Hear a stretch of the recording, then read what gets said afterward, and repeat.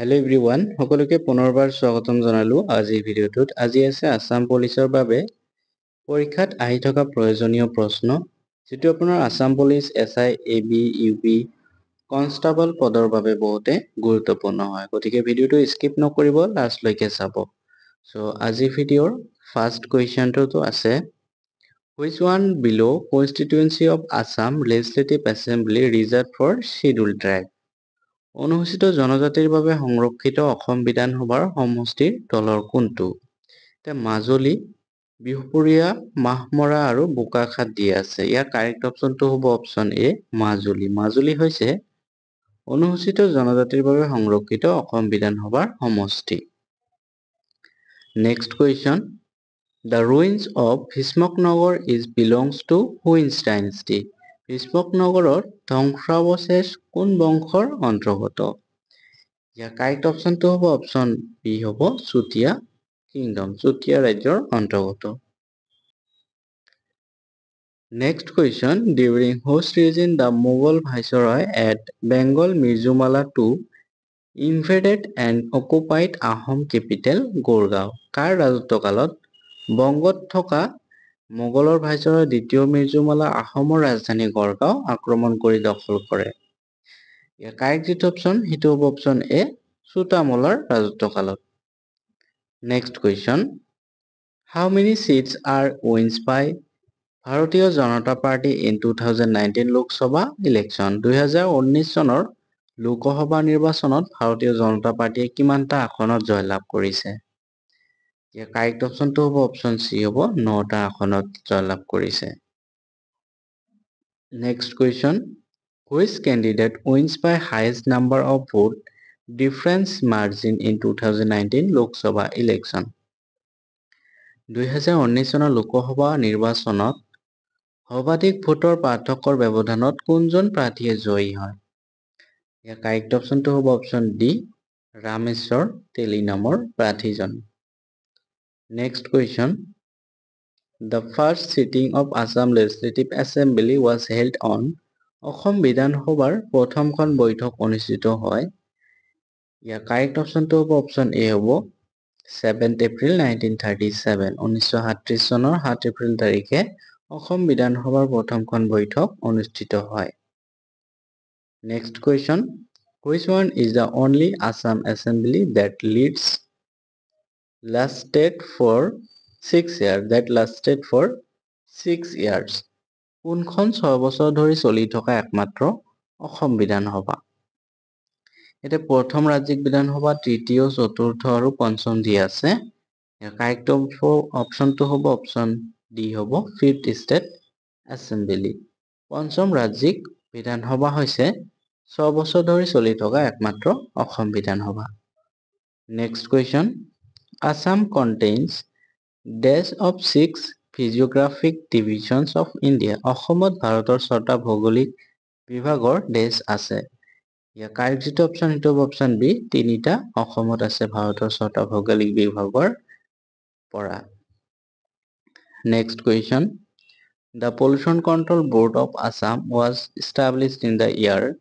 কেতিয়া অসমত প্ৰদূষণ নিয়ন্ত্ৰণ বৰ্ড প্ৰতিষ্ঠা কৰা হৈছিল? ইয়াৰ কাৰেক্ট অপচনটো হ'ব অপচন ডি হ'ব 1975 চনত।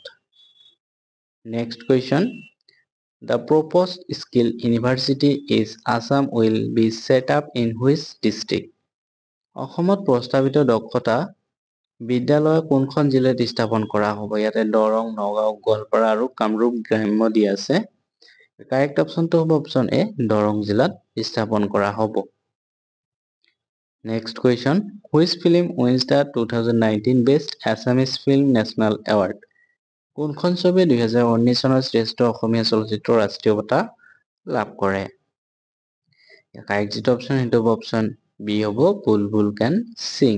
এইটো ছবিয়ে 2019 চনৰ শ্ৰেষ্ঠ অসমীয়া চলচ্চিত্ৰ ৰাষ্ট্ৰীয় বঁটা লাভ কৰে।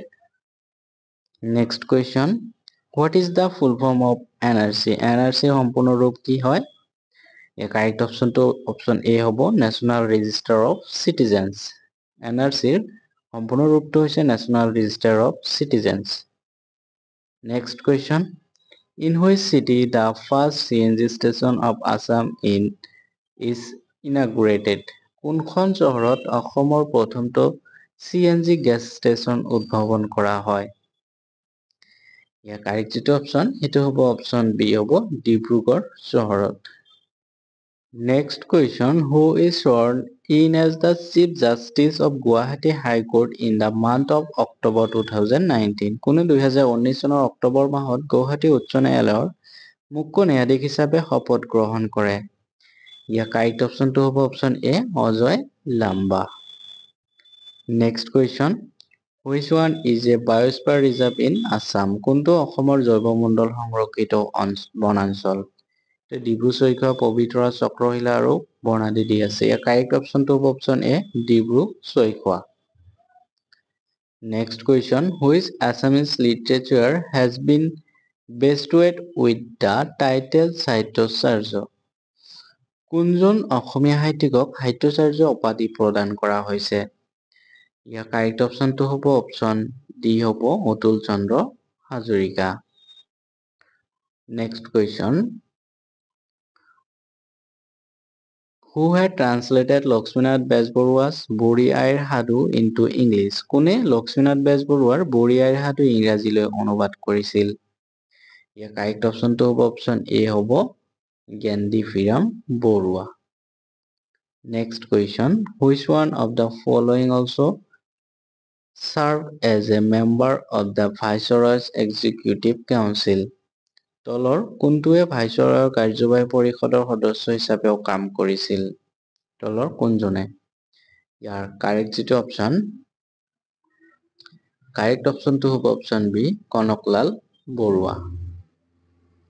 Next question, who was the president of the Assam Sahitya Sabha অধিৱেশন held in Guwahati in 2013? 2013 চনত গুৱাহাটীত অনুষ্ঠিত হোৱা সাহিত্য সভাৰ অধিৱেশনৰ সভাপতি কোন আছিল? ইয়াৰ কাৰেক্ট অপশ্যনটো হ'ব অপশ্যন এ ইমৰান শ্বাহ আছিলে। Next question, who wins the 2019 সাহিত্য academy award in the Assamese language? কোনে অসমীয়া ভাষাত 2019 চনৰ সাহিত্য একাডেমী বঁটা লাভ কৰে? ইয়াৰ কাৰেক্ট যিটো অপশ্যন সেইটো হ'ব option D Jayashree Goswami Mahanta. Next question, who is elected as the new president of Assam Sahitya Sabha in the year 2023? 2023 চনত অসম সাহিত্য সভাৰ নতুন সভাপতি হিচাপে কোন নিৰ্বাচিত হয়? ইয়াৰ কাৰেক্ট অপশ্যনটো হ'ব option A doctor Suryakanta Hazarika. Doctor Suryakanta হাজৰিকাই 2023 চনত অসম সাহিত্য সভাৰ নতুন সভাপতি হিচাপে নিৰ্বাচিত হয়। Next question, who was appointed as the first লোক আয়ুক্ত of Assam? কাক অসমৰ প্ৰথম লোক আয়ুক্ত হিচাপে নিযুক্তি দিয়া হৈছিল? ইয়াৰ কাৰেক্ট অপশ্যনটো হ'ব অপশ্যন বি হ'ব জাষ্টিছ টি.চি. দাস। ন্যায়াধীশ টি.চি. দাসক অসমৰ প্ৰথম লোক আয়ুক্ত হিচাপে নিযুক্তি দিয়া হৈছিল। Next question, where the annual Assam Sahitya Sabha session was held in the year 2021? ক'ত 2021 চনত বাৰ্ষিক অসম সাহিত্য সভাৰ অধিৱেশন অনুষ্ঠিত হৈছিল? ইয়াতে ডিব্ৰুগড়, মাজুলী, নলবাৰী আৰু ধুবুৰী দিয়া আছে। ইয়াৰ কাৰেক্ট অপশ্যনটো হ'ব অপশ্যন বি হ'ব মাজুলীত 2021 চনত বাৰ্ষিক অসম সাহিত্য সভাৰ অধিৱেশন অনুষ্ঠিত হৈছিল। Next question, total number of medals won by Assam in the Khelo India Youth Games 2020 Guwahati? খেলো ইণ্ডিয়া যুৱ গেম 2020 গুৱাহাটীত অসমে লাভ কৰা মুঠ পদকৰ সংখ্যা 71, 74, 76 আৰু 79 দি আছে। কাৰেক্ট অপশ্যনটো হ'ব অপশ্যন চি হ'ব 76। Next question, এইটো হৈছে আজিৰ video' last question, how many gold medal won by Assam swimmer Shivangi Sharma in the Khelo India Youth Games 2020 Guwahati? খেলো ইণ্ডিয়া যুৱ গেম 2020 গুৱাহাটীত অসম সাঁতোৰবিদ শিৱাংগী শৰ্মাই কিমানটা স্বৰ্ণ পদক লাভ কৰিছে? ইয়াৰ কাৰেক্ট যিটো অপশ্যন সেইটো হ'ব অপশ্যন চি 5টা স্বৰ্ণ পদক লাভ কৰিছে। চ' আজিৰ ভিডিঅ'টোত ইমানেই। ভিডিঅ'টো ভাল পালে নিশ্চয় লাইক কৰিব, কমেণ্ট কৰিব আৰু ছাবস্ক্ৰাইব কৰিবলৈ নাপাহৰিব। আৰু আপুনি যদিহে ফেচবুকৰ পৰা চাই আছে ফেচবুক পেজটো ফ'ল' কৰি ল'ব। চ' আজিলৈকে ইমানেই। থেংকছ ফৰ ৱাচিং।